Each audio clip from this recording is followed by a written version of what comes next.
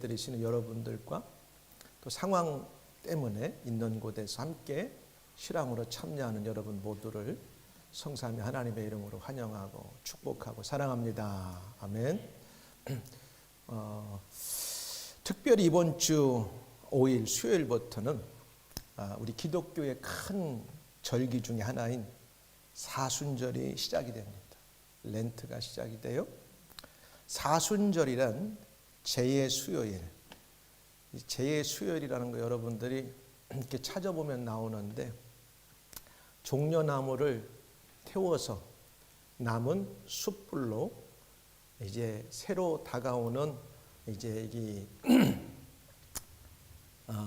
해에 이 이마에 이렇게 십자가를 그으면서 우리가 원래는 죄 때문에 죽어야 되는데 이렇게 종려나무처럼 태워져서 무가치한 존재였는데 은혜로 살았다가는 것을 기념하기 위해서 이렇게 그 타다 남은 그 종려나무 가지를 가지고 십자가를 그으고 이제 그 기간 동안 경건 생활에 집중하는 것을 표시합니다. 그래서 제2의 수요일로부터 이제 사순절 시작돼서 부활절 전까지 6번의 주일을 제한 40일 동안을 이 기간을 우리가 사순절이라고 말합니다. 이 사순절은 그리스도의 삶과 고난 그리고 부활을 생각하며 근신의 생활하고 회개하고 경건 생활에 힘쓰는 기간을 말합니다. 올해는 3월 5일부터 수요일부터 4월 19일 토요일까지 사순절 기간입니다. 매년마다 조금씩 다른 것은 그해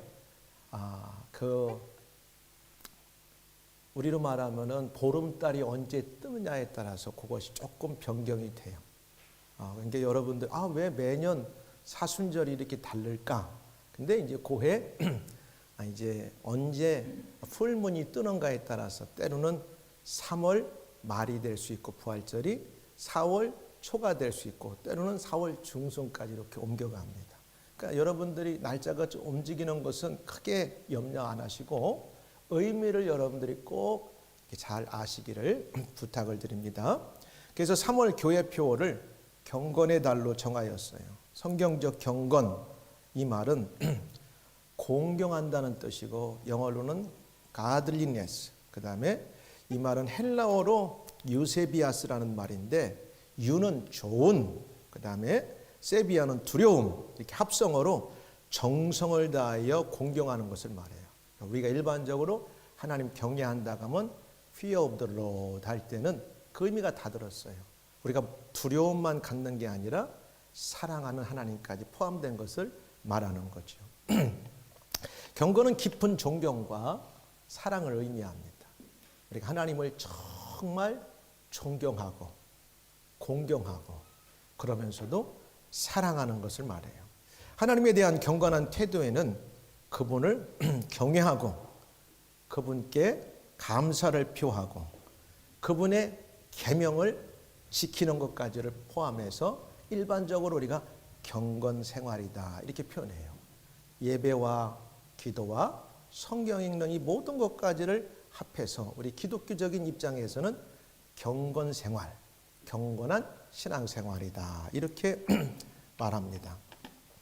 그래서 경건은 하나님의 거룩한 성품을 담는 거예요. 그런데 하나님의 거룩한 성품을 우리가 표현은 성경에 나왔지만 어떻게 그것을 우리가 행한 것을 볼 수 있을까 할 때 예수님이 하나님이시기 때문에 이 땅에 오셔서 예수님이 어떻게 산 가운데 사람들에게 보여주셨고 또 실제 우리에게 먼저 그 길을 가셨는가를 성경에 잘 보여주셨기 때문에 하나님의 성품, 예수님의 성품을 우리가 이해하고 깨닫게 되면 예수를 믿고 구원받아서 하나님의 자녀 백성이 된 우리들이 경건 생활은 어떻게 하는 것이라는 것을 이제 알게 되는 거죠. 예수님이 어떻게 사셨는가를 딱 보면은 자, 이와 같은 면에서 오늘 우리가 함께 읽은 이 빌립보서 2장 1절 11절은 우리들의 경건의 최고의 롤 모델 되시는 예수님의 경건한 모습을 가장 잘 보여주는 본문의 내용이라 볼 수 있습니다. 본문을 중심으로 너희 안에 이 마음을 품으라. 그래서 제목으로 말씀을 증거할 때, 말씀을 들을 때, 말씀을 전하는 저와 여러분 우리 모두가 이 사순절 기간에 조금이라도 예수님이 살았던 그 모습을 좀 찾아서 또 읽고 그 모습에 좀 흉내라도 나고 우리가 한번 살아보겠다고 이렇게 결단하는 그런 은혜의 시간이 되기를 주의 이름으로 축복합니다. 그래서 빌립보서 2장은 성도 그리스도인들의 윤리적인 자세를 사실 강조하고 있어요. 그러려면 롤모델이 있어야 되잖아. 그래서 그 롤모델을 바울은 어디서 갖고 왔냐면 우리의 구세주가 되신 예수님을 롤모델로 딱 갖다 성도들에게 보여주고 말씀하시는 거예요. 야, 우리가 서로 사랑해야 되고 서로 공동체에서 겸손해야 되고 서로를 위해서 아름다운 격려가 필요한데 그 롤모델이 누구냐? 바로 우리를 위해서 이 땅에 오신 예수님이다. 그것을 딱 갖다 대는 거예요. 그래서 겸손이라고 하는 말은 히브리어는 아나우, 헬라어는 이제 타페이노라고 하는 말인데 교만한 마음이나 오만한 말의 반대적인 개념이면서 종교적으로 우리 기독교적인 입장에서는 자기의 죄에 대해서 하나님, 나는 죄인입니다. 하나님의 사랑과 주님의 사랑, 은혜가 아니면 나는 죄로 말미암아 벌을 받아야 됐고 이미 죽을 수밖에 아니라 죽었었고 소망이 없던 자입니다. 이걸 자각하는 거예요. 이해 가겠죠? 원래 이 전제가 되어져야 되는 거예요. 하나님, 겸손은 그래서 저와 여러분은 겸손하니까 예수님 믿는 거고 하나님을 아버지로 믿는 건데 아니 내가 무슨 죄를 줬어? 저 사람은 법 없이도 산다고 하는데 아니 왜 뭐 교회만 가면은 내가 죄인입니다 고백하라고 하고 기분이 참 안 좋다고 하는 사람들은 절대 예수님 못 믿고 하나님을 아버지로 못 받아들여요. 그렇잖아. 내가 죄인이 아닌데 교회만 가면 너 죄인이라고 하고 회개한다고 하고 잘못했다고 고백하라고 하는데 그게 어딨냐? 이렇게 이해가 안 가고 못 받아들이는 사람은 예수를 못 믿어요. 그러나 우리 기독교의 입장에서 보면 그 사람은 상당히 교만한 사람이고 아주 오만한 사람이고 하나님을 하나님으로 인정하지 않는 사람이고 예수 그리스도가 구세주로 온 것을 무시하고 배척하는 사람인 것을 알게 되는 겁니다. 그죠? 근데 우리는 예수님을 배척하지 않고 하나님을 무시하지 않고 예수가 우리의 구세주입니다. 하나님은 우리의 영원하신 창조자 하나님 아버지입니다를 딱 믿는 것은 저와 여러분에게 하늘의 신령한 은혜 성령의 복이 임했다고 하는 사실입니다. 할렐루야. 얼마나 감사한지 몰라요. 이게 겸손한 거예요. 저와 여러분들은 겸손을 배운 거죠. 그래서 자신의 죄에 대해서 자각하는 데서 먼저 겸손은 시작돼요. 세상 사람들은 말을 착하게 하고 그 다음에 다른 사람 기분 나쁘게 않으면 저 사람 젠틀하고 상당히 험블하고 휴밀리티하고 이렇게 얘기를 하지만 그것도 필요해요. 그러나 하나님 앞에 겸손한 사람 치고 다른 사람한테 교만한 사람 별로 없어요. 하나님 믿는다면서 교만한 건 아직 그 사람이 경건 생활이 덜 돼서 그래요. 할렐루야. 경건 생활이 잘 되는 사람은 겸손하게 돼 있어요. 그래서 자기의 높은 가치를 알면서도 자기만 못한 자를 섬기려 하는 태도가 예수님이 우리에게 보여준 겸손의 모습인 거예요. 첫 번째, 성도들은 그래서 겸손으로 서로 하나가 되어야 한다고 1절부터 4절까지 바울이 말해요. 얘들아, 빌립보 성도들아, 싸우지 말고 시끄럽게 하지 말고 예수님을 본받아서 서로 겸손으로 하나가 되라. 할렐루야. 가정에서도 어떤 집이 제일 행복하냐? 가와 만사성. 가정이 평화롭고 그 다음에 조용한 집안.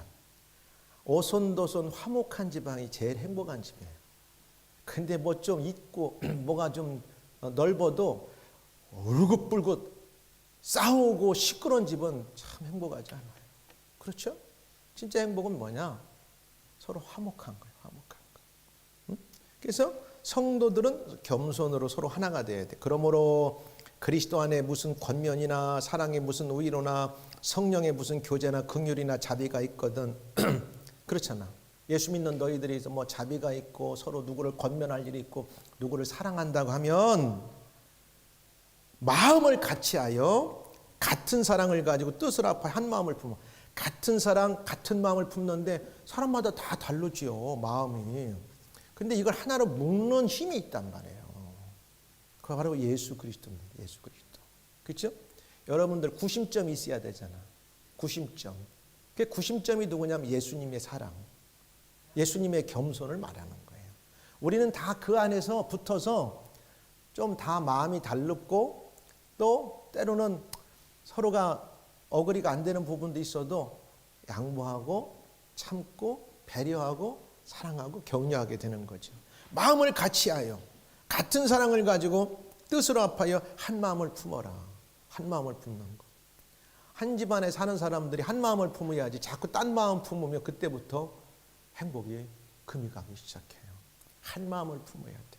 교회도 한 마음을 품어야 되는데 자꾸 딴 마음을 품기 시작하면 사단이 그걸 딱 알고 그 틈바구니에 들어와 가지고 사람들을 자꾸 분산시켜. 여러분, 이게 어느 사회든 어느 국가든 너무 금이 나가지고 양분되게 되면 참 힘드는 거예요. 하나가 돼요. 그래서 교회 믿는 사람들, 성도들은 한 마음, 한 사랑을 갖고 품어라. 아무 일에든지 다투지 말고 허영으로 하지 말고, 허영이라는 건 폼 잡고 진짜 마음에는 없는데 거칠에만 하는 그런 쓸데없는 짓은 하지 말라는 거예요. 그냥 믿음이 조금 내가 다른 사람보다 아직 좀 부족해 보이고 뭐가 연약하면 주님 제가 뭐 이렇게 잘 몰라요. 기도하고 좀 아는 사람한테 물어도 볼 수 있는 거지. 그걸 가지고 교회 다니면서 교회까지 와서 예수님 앞에 와서 하나님 앞에 와서 뭔가 허영심에 들뜨고 허풍을 떨고 이런 신앙을 갖지 말라는 거예요. 교회 안에서. 그러다 보면은 옆에 있는 사람까지 공동체도 때로 힘들어질 수 있어요.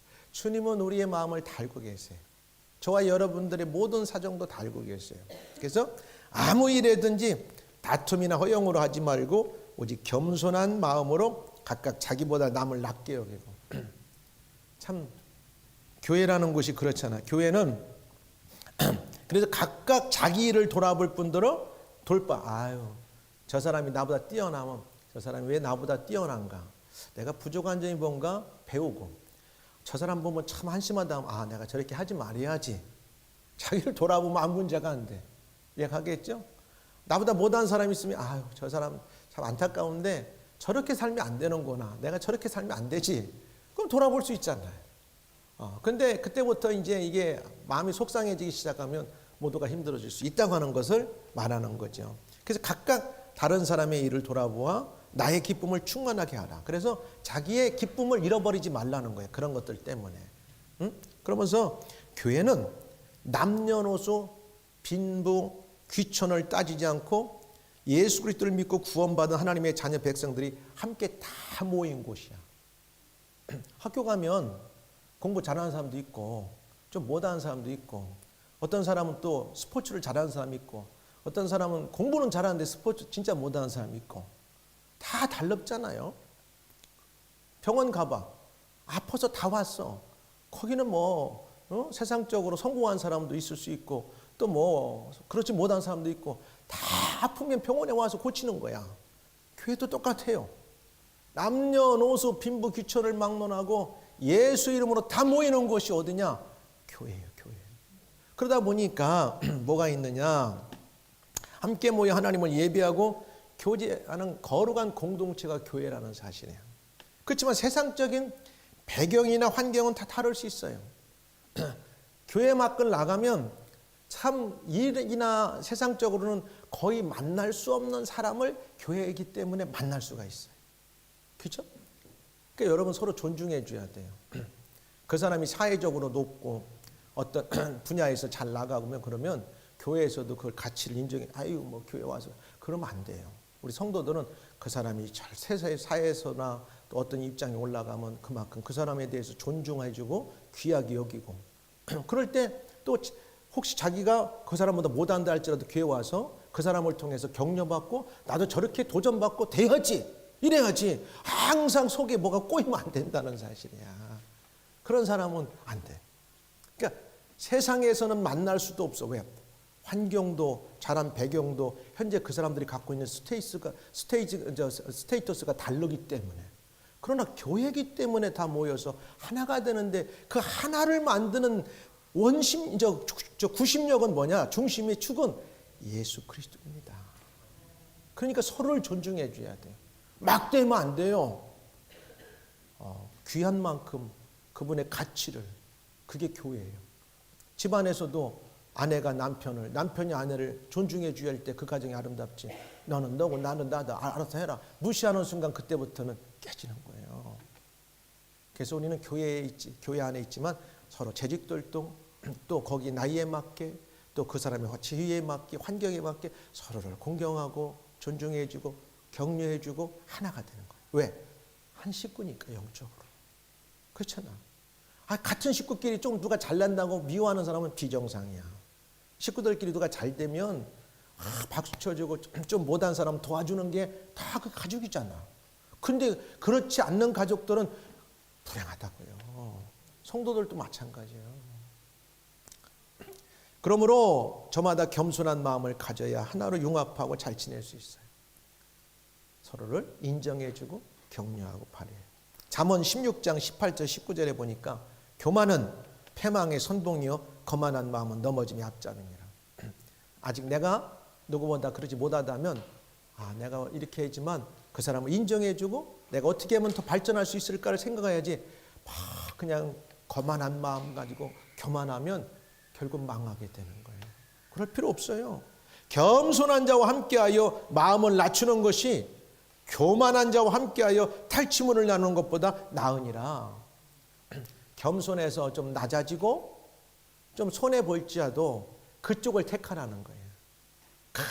뭔가 좀 탈취해가지고 다른 사람들을 억울하게 만들고 힘들게 만들면서 그걸 가지고 누리는 쪽에 가서 있으면 안 된다는 거예요. 예수 믿는 사람들은. 알겠어요? 왜? 예수님이 그렇게 안 사셨으니까. 할렐루야. 겸손한 마음은 자기보다 남을 낮게 여긴다고 말하였어요. 자신의 단점을 보면서 남의 장점을 볼 때 하나가 될 수 있습니다.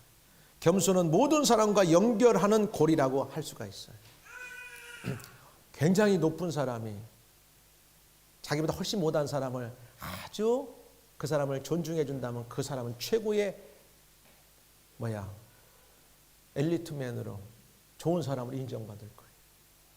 근데 우리 봤잖아. 아까도 기도 가운데 했지만 정상회담을 하는데 막 고함치고 막 무시하고 그러면 세계가 그걸 마음이 아파하고 눈살을 찌푸리게 되는 거예요. 그걸 그럴 때 얼마나 힘들겠냐고. 당신의 나라가 이렇게 어려움 가운데 있는데 우리가 어떻게 하면 이 좋은 걸 해법을 통해서 이걸 해결할 수 있을까 한번 머리를 맞대고 고민해보자고. 그러면 최고의 모습이었을 텐데 욱박지르고 막 왜 양복 안 입고 왔냐고. 아니 자기 나라가 평안하면 왜 양복 안 입고 왔겠어. 나름대로 자기는 우리나라가 지금 이런 입장이라는 것을 대변하기 위해서 그렇게 입고 다니고 그 사람이 그날만 그거 입고 가. 유럽 어느 정상하고 만나도 그렇게 입고 가는데 그건 아니에요. 내가 오면서도 예수를 믿는 나라가 그러면 안 되지. 예수를 믿는 나라가 그러면 안 되지. 그걸 보듬을 수 있고 껴안을 수 있어야 되지. 되게 마음이 불편했어요. 그래도 하나님을 믿는 나라가 품을 수 있어야 되는 거 아니겠어요? 똑같은 거예요. 예수님이 하신 말씀이 있어요. 나는 마음이 온유하고 겸손하니 나의 멍에를 메고 내게 배우라. 그러면 너희 마음이 쉼을 얻으리라고 말씀했어요. 우리들이 마음에 겸손하기로 결심하는 것이 좋아요. 그런데 우리 스스로는 한계가 있어요. 이때 예수님의 겸손을 배우게 되면 인간적인 어려움을 넘어 극복하고 끝까지 겸손하며 경건한 성도로 승리하는 삶을 살 수가 있다는 거예요. 예수님의 겸손은 어떤 모습인지 보면은 우리들 안에 예수님의 마음을 품고 겸손을 본받아야 하는 게 5절부터 8절까지 나와요. 너무나 잘 아는 말씀. 너희 안에 이 마음을 품어라. 이 마음을 품고 살으리. 우리 예수 믿는 사람들에게 이 마음을. 왜? 이 마음이 무슨 마음이냐? 그리스도 예수의 마음이라는 거. 그리스도 예수의 마음. 그러니까 예수를 믿는 모든 사람들은 하나님의 마음을 품어야 되는데 하나님의 마음을 어떻게 품는지 몰라. 예수님을 통해서 이 땅에 오셨기 때문에 하나님 마음은 예수님이 그걸 보여주셨어, 살면서. 그래서 우리가 예수님이 어떻게 사람들을 대하고 살았는가를 우리가 잘 알면 우리가 하나님이 기뻐하는 삶을 살게 되는 겁니다. 예수님 보여주셨어요. 예수님의 마음이 뭔가. 그래서 여러분 안에 이 마음을 품으세요. 곧 그리스도 예수의 마음이기도 합니다. 예수님과 같은 태도를 가지세요. 이런 뜻이에요. 우리가 겸손하자면 곧 그리스도 예수님의 마음을 품어야 해요. 사람은 마음 먹는 것처럼 굉장히 중요한 게 없어요. 그래서 우리나라 말에 사람은 마음 먹기 달렸어. 그러니까 마음을 잘 먹어야 돼. 마음을 먹는다는 건 마음을 잘 품어야 돼. 내가 사랑을 내 안에 품어야지. 사랑의 마음을 먹어야지 하면 사랑이 자꾸 쓰는데 내가 증오의 마음을 갖고 증오의 마음을 품기지 않으면 괜히 남이 비워줘. 그냥 자기하고 아무 관계없는데 괜히 속상하고 그냥 화내고 그럴 수 있어요. 그러면 안 돼. 예수님의 마음은 그게 아니야. 그런 마음이 들면 어떤 냈다가도 하나님 회개합니다. 내 마음에 예수님의 마음을 주세요. 성령이요 나를 새롭게 해주세요. 기도해야 되는 거예요. 그래서 우리가 경건의 모양은 있지만 경건의 모양 갖고 안 돼. 경건의 모양 갖고 안 되기 때문에 경건을 연습하라고 그랬어요. 한 번에 안 되니까 연습을 해야 되는 거예요. 우리가 겸손하자면 곧 그리스도 예수의 마음을 품어야 돼요. 가져야 돼요. 사람은 마음 먹는 것이 중요해요. 어떻게 마음을 먹는지에 따라서 그것이 마음 밖으로 행동에 나타나게 됩니다. 범죄자들이 바로 하는 게 아니에요. 내가 죽여버릴 거야. 가만둘 거야. 다음번에 반드시 어떻게 해야지. 그럼 그것이 괜히 그게 싹이 트기 시작해서 어느 순간 욱하는 순간에 그 사람을 보는 순간 밖으로 행동이 돌출되면 아따 실수였지만 되돌릴 수 없는 엄청난 결과를 가져오게 되는 겁니다. 마음을 잘 먹고 마음을 잘 품어야 돼요. 예수님이 이렇게 말씀하셨어요. 마음이 우리 사람들의 생각과 행동의 근원이기 때문에 뭐라고 말씀하셨냐면 예수께서 그 생각을 아시고 가라사대 너희가 어찌하여 마음에 악한 생각을 하느냐. 마음에 악한 생각을 갖는 거예요. 이 백성이 입술로는 나를 존경하되 마음은 내게서 멀도다. 우리 그러면 안 돼요. 입술로 하나님 사랑해요. 믿음 좋습니다. 근데 마음은 전혀 그렇죠. 근데 예수님은 다 알고 계세요. 하나님은 다 알고 계세요.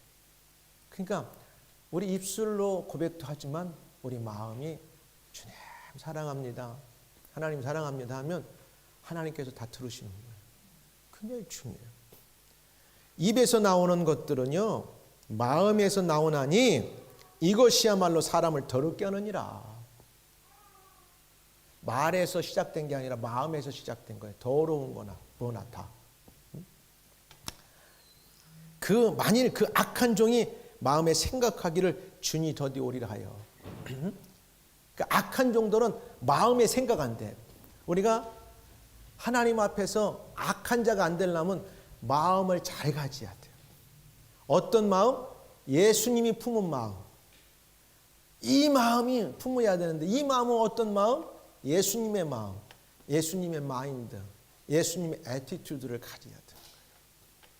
근데 그게 어디냐? 성경에 나왔어. 뭐라고 하냐? 이 마음을 품는다는 것은 곧 그리스도 예수의 마음을 품는 것을 말하는데 6절에 나왔어요. 그는 근본 하나님의 본체시나 원래는 하나님의 본질이에요. 그 오리진에 있어서는 하나님과 하나시요. substance라고 우리가 일반적으로 써요. 신학적으로. 본질은 하나님이시오. 근데 저와 여러분을 구원하시러 오시기 때문에 그 본질을 잠시 뒤로 낮추시고, 어디까지 낮췄냐? 창조주가 피조물이 되는, 그리고 종과 같은 모습이 될 때까지 자기를 낮추셨어요. 할렐루야. 우리는 이 은혜와 혜택을 받고 살아가는 사람들이에요. 이거 얼마나 귀중한지 몰라. 응? 하나님과 동등됨을 취할 것으로 여기지 않는다는 것은 자기의 기득권, 자기의 프리빌리지를 잠시 보류해 놓고 완전히 땅에 자기를 낮췄다는 거예요. 단 한 가지 이유 때문에, 죄인된 저와 여러분 우리 모두를 구원하시려고. 그럼 우리는 살아가면서 속상하고 화나는 일 얼마나 많아요. 참을 오다가도 보면 요즘 사람이 너무 많아가지고 하루에도 화가 여러 번 날 때가 있어. 아유, 튀어나오지 말지, 튀어나와가지고 빨리 가든지, 빨리 가든지, 가야 되는데 못 와가지고 딱 뛰어가지고 그 다음에 코스 들어가지고 100파운드씩 내고. 내가 여러 번 있었어요. 한 번은 마음을 좀, 그래, 저 우버 택시가 가니까 비껴줘야 되겠다. 그 차가 빨리 가야 되는데 딱 가다 건널목 딱 지나갔고, 내가 딱 따라갔는데 건널목에 딱 걸렸네. 사람이 지나가면 나한테 화내고 나머지 90파운드 딱 ጭ었어. 얼마나 속상한지. 좋은 일 하다가 이런 일이 몇 번 생겨요. 그렇죠? 우리가 참 속상한 일이 있어요. 그런데도 주님 위해서 내가 양보했는데 속상한 거 기쁜 마음으로 바꿔주세요. 응? 여기에 보면 하나님이 이런 분이셨어요. 하나님의 모습을 지니셨지만 하나님과 동등됨을 당연하게 생각지 않았다는 거예요. 이게 겸손이에요. 이게 큰 틀에서는 경건의 모습이에요. 하나님이 요구하신 것을 예수님은 다 순종하신 거예요. 7절은 굉장히 또 중요합니다. 오히려 자기를 비워 종의 형체를 가지사 사람들과 같이 되셨고, 자기를 비웠다는 건 여기에서 신학적인 굉장히 중요한 용어가 나오는데 케노시스라고 하는 비움이라고 하는 게 나와요. 예수님은 자기를 철저하게 비워서 낮추고 피조물로 종이 되시고, 그것이 마지막 십자가로 자기를 완전히 희생의 제물로 드려버렸어요. 여러분, 제가 예배 드릴 때마다 로마서 12장 1절을 읽는 게 있죠. 예배 드릴 때 거룩한 산 제사를 드리게 해달라고. 예수님은 이미 거룩한 산 제사를 저와 여러분을 구원하기 위해서 스스로 십자가 위에서 지내신 분입니다. 할렐루야. 우리 이 은혜를 생각하면 우리가 흉내내도 내고 따라가야 돼. 사순절 기간이구나. 주님이 우리를 위해서 이렇게 자기를 비워서 하늘의 영광을 다 뒤로 보류하고 완전히 비웠어. nothing이야. 여기 보니까 영어로 nothing으로 나와.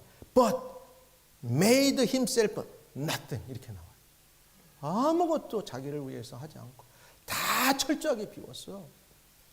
그리고 완전히 그게 비웠다는 게 그럴 수 있죠 하는데 죽었어. 십자가에서. 완전히 영적으로 거룩한 산재물로 완전히 스스로를 우리를 위해 주었단 말이에요.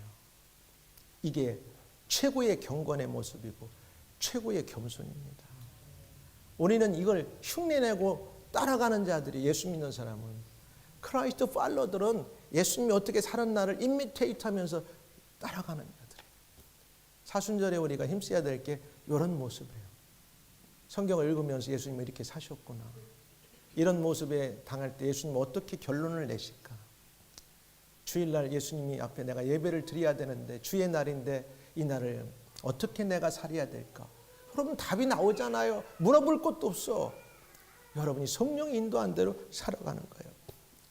사람의 모양으로 나타나서 자기를 낮추시고 죽기까지 복종하셨으니 그 십자가의 죽으심이라. 이 마음은 6절, 7절, 8절에서 완벽하게 보여주는 거예요. 이게 자기 비움의 놀라운 비결이에요. 십자가로 완전히 끝장을 내버렸어요. 그랬더니 세 번째, 하나님은 진정으로 겸손한 자를 높이 세우시더라. 그게 끝이 아니에요, 여러분. 우리가 주님 때문에 겸손하고 경건한 삶을 살기 위해서 고군분투하고 때로는 우리가 손해도 보고 힘겹고 어려운 길을 선택하면 그게 끝이 아니라 하나님이 여러분의 생애를 최고의 높은 자리에 올려주시고 좋은 길로 인도하신다는 사실이에요. 이게 하나님의 약속의 말씀이에요. 오늘 본문에서 예수님은 창조자 하나님께서 피조물인 인간이 되시는 최고의 낮아지심, 죽으심을 실제로 보여주셨어요. 그리고 우리들을 죄와 사망에서 구원해 주시기 위해 십자가에서 대속의 죽음을 죽으셔 어토니먼트를 하셨어요. 그런데 놀라운 사실은 이러한 그리스도 예수를 하나님께서 최고의 높은 자리에 올려서 그를 멸시했던 모든 인간들의 입으로부터 찬송하고 찬양하고 그를 주라고, 그는 진실로 하나님이셨다고 하는 것을 고백하고 살도록 만들었다는 사실입니다. 이 놀라운 비결이 이게 복음의 역설적인 패러독스한 이게 진리라는 사실이에요. 이러므로 하나님이 그를 지극히 높여 모든 이름 위에 뛰어난 이름을 주사 뭐라고? 주라는 이름을 줬어요. 하나님이라는 일. 그는 진실로 하나님이었습니다. 하늘에 있는 자들과 땅에 있는 자들과 땅 아래에 있는 자들로 모든 무릎을 예수의 이름에 꿇게 하시고 구원받기 위해서, 하나님의 자녀 천국 백성이 되게 하기 위해서, 그리고 모든 입으로 예수 그리스도를 주 하나님이라고 고백하게 만들었다는 사실이에요. 그리고 하나님 아버지께 영광을 돌리게 하셨느니라. 할렐루야. 이게 복음의 드라마틱한 기가 막힌 피날레. 놀랍죠. 예수님은 누구든지 자기를 높이는 자는 낮아지고 누구든지 자기를 낮추는 자는 높아지리라 이렇게 말했어요. 답 나왔잖아요. 우리는 이런 삶을 추구해야 돼. 이런 삶을 도모해야 되는 거예요. 이 말씀대로 스스로 행하고 실천하신 분이 예수님이에요. 그 결과 하나님께서 높여주셨잖아요. 베드로 사도도 동일하게 베드로전서 5장 5절에 이렇게 말해요. 젊은 자들아 이와 같이 장로들에게 순종하고. 그래서 함부로 하면 안 돼요. 교회 와서 우리 사람들한테, 선배들한테 아까도 말한 것처럼 그게 다 원리에서 서로 리스펙트하는 거예요. 교회라고 해서 함부로 하면 안 돼요. 그 안에 사랑이 있는 거지. 베드로가 말해요. 다 서로 겸손으로 허리를 동이라. 하나님은 교만한 자를 대적하시되 겸손한 자들에게 은혜를 주시느니라. 할렐루야. 마치 이제 결론입니다. 사랑하는 여러분, 사단도 하나님같이 되려다 교만했다가 쫓겨났어요. 영원히 버림받았어요. 하나님은 지금도 겸손한 자들에게 은혜 베푸시는 분입니다. 사람은 마음 먹은 것이 굉장히 중요해요. 어떻게 마음을 먹고 그것을 품는지에 따라 그 마음 먹은 것이 그대로 밖으로 행동으로 나타나 결과를 가져옵니다. 성도인 우리 그리스도인들은 우리의 마음을 가지고 하나님을 섬기며 세상을 살아가지 말고 예수님의 마음을 품고 예수님의 마음을 갖고 예수님을 본받아 삶의 행동으로 실천하며 살아가야 합니다. 예수님의 겸손의 마음은 하나님이심에도 최고로 낮아지셨어요. 그렇다고 해서 하나님은 예수님을 무시하지 않았어요. 섬김에 있어서 자기 자신을 비우시고 저와 여러분 우리 모두를 구원하시려고 십자가 대속의 죽음을 죽기까지 겸손의 본을 보이셨어요. 사순절 기간 동안 예수님의 겸손을 본받아 경건을 도모하고 힘쓰며 승리하는 삶을 살기를 주의 이름으로